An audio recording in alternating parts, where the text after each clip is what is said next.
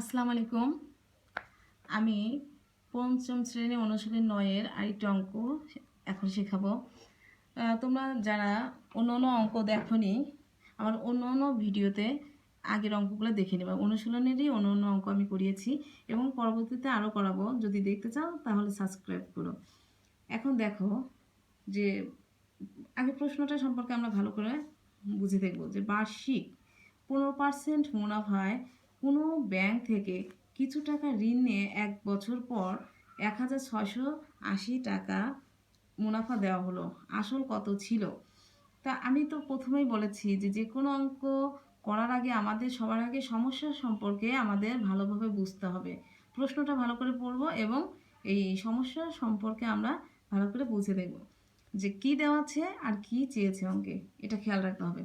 তো এই মুহূর্তে হয়ে যাও তুমি একজন ব্যবসায়ী, হয়তো তোমার বেশি টাকা নেই, তাই তুমি কি করবে, ব্যাংক থেকে কিছু টাকা লোন নেবে বা ঋণ গ্রহণ করবে। ঠিক আছে? তো তুমি যখন ব্যাংক থেকে কিছু টাকা ঋণ গ্রহণ করলে তখন তোমার আহ, সেই মুনাফার হারটা কত ছিল? 15% মুনাফায়।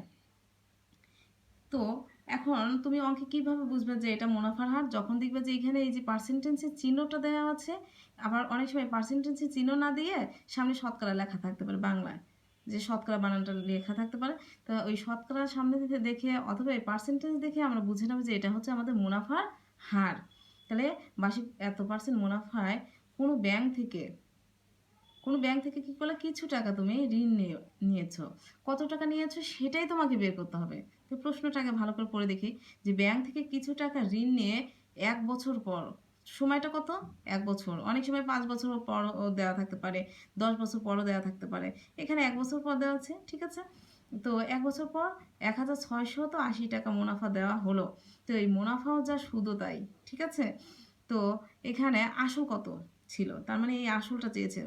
এই অঙ্কে আমার সব কিছুই দেওয়া আছে, মুনাফার হারও দেওয়া আছে, সময়ও দেওয়া আছে। সময়টা কত? 1 বছর। আর মুনাফাও দেওয়া আছে। আমাকে আসলটা বের করতে হবে। তো খেয়াল করি যে আমি যদি ব্যাংক থেকে 100 টাকা ঋণ নিতাম তাহলে আমি ব্যাংকে কত টাকা দিতে হতো? 15 টাকা দিতে হতো। অনেক সময় এই মুনাফার হার কিন্তু কম বেশি হতে পারে। যেরকম আমি এই অঙ্কে শিখে গেলাম 15% হারে মুনাফা আমি তুললাম, এখন পরীক্ষা যেয়ে দেখি 10% মুনাফা। তো ওই একই কথা, 100 টাকায় আমি তখন 10 টাকা মুনাফা দিব। এগুলো রাশি চেঞ্জে কোনো সমস্যা নেই।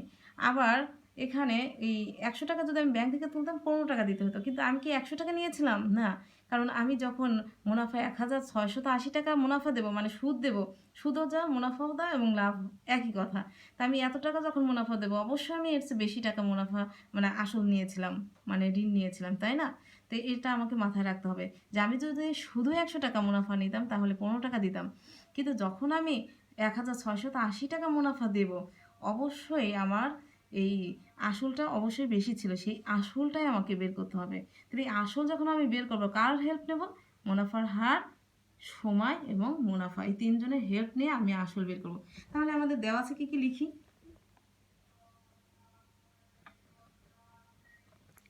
এখানে মুনাফার হার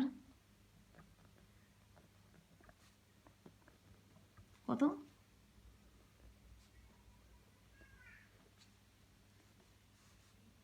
মুনাফার হার কত? 15%। আচ্ছা, সময় কত? এই যে 1 বছর পর, তার মানে সময় এখানে 1 বছর। 1 বছরের কাছে তোমার 5 বছর দিক, সমস্যা নাই তো, যাই দিবে সেটাই বসাবা, যেহেতু 1 বছর বসালাম। আর মুনাফা কত? আমি আগে বলেছি মুনাফাও যা সুদও তাই এবং লাভও তাই। তাই আমার মনে হয় অঙ্কে মুনাফার পরিবর্তে সুদ লেখা থাকতে পারে, তাই হতাশ হওয়ার কিছু নাই। তাহলে মুনাফা কত?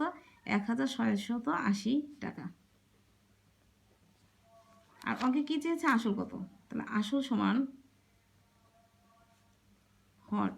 তাহলে আমরা জানি আসলে সূত্র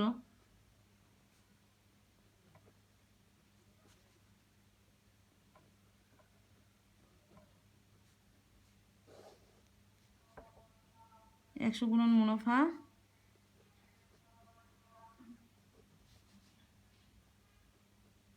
সময় গুণন মুনাফার হার।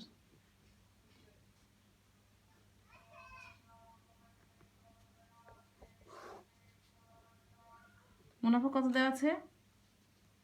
1680 টাকা। আর সময় কত দেওয়া আছে? 1 বছর। আর মুনাফার হার কত? 15। এখন আমি এটাকে ক্যালকুলেশন করলেই অঙ্ক হয়ে যাবে। তাহলে দেখো তো, এমন একের তো দাম নেই, তো ভাগ অঙ্কে একের নিচের এই একের দাম নেই, তাহলে আমি কি করব, এমন কিছু নামতা পড়বো যেন আমার এই 15 পাওয়া যায়, আবার এখানে 100 পাওয়া যায়। তাহলে আমি 5-এ নামতে পারি, 3 5 15, 5 থাকলো, 5 20-এ 100 হয়। এখন দেখো তো এই 3 দিয়ে আবার এটাকে কাটা যায় কিনা।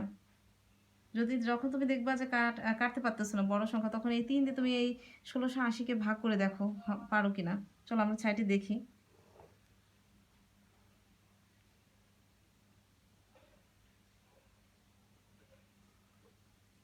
3 6 18, বেশি হয়ে যায়। তাহলে 6 3 3 9, 3 4 12, 3 5 15, কম নেওয়া যাবে কিন্তু বেশি নেওয়া যাবে না। তোমরা তো ভাগ অঙ্ক পারোই, তবুও একটু বলছি। তো 1 আর এখানে 8 নিয়ে এসো। 3 6 কত? 18। আর এই যে 0, এখানে 0 নাও, এখানে 0, হয়ে গেল। তাহলে কত হলো আমার?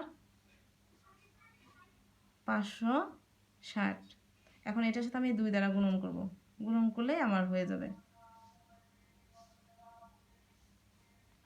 গুণন করো, 56, আর তুমি 2 গুণন করো, 6 2 গুণা কত? 12, হাতে থেকে 1, 5 গুণা 10, আর কি কত? 11, 112, 112। আর এখানে একটা শূন্য, এখানে 2 শূন্য বসাই দেবে, এটা হচ্ছে শর্টকাট।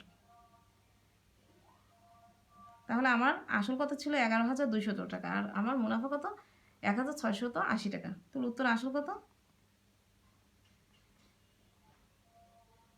11,200 টাকা। ক্লিয়ার? আশা করি বুঝেছো।